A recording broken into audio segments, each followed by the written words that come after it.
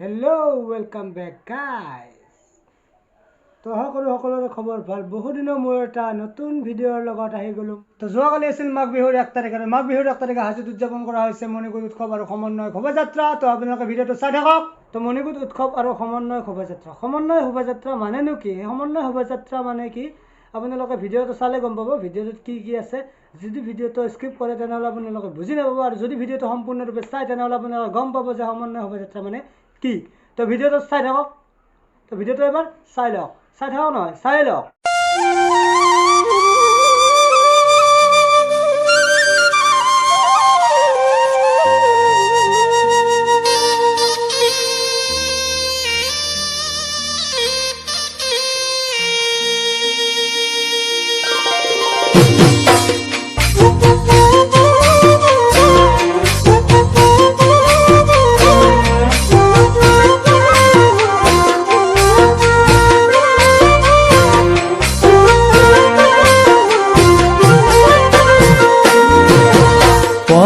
বাড়িৰ ৰাখত পাইছিল তোক কাষত ৰিমে ঝিমাই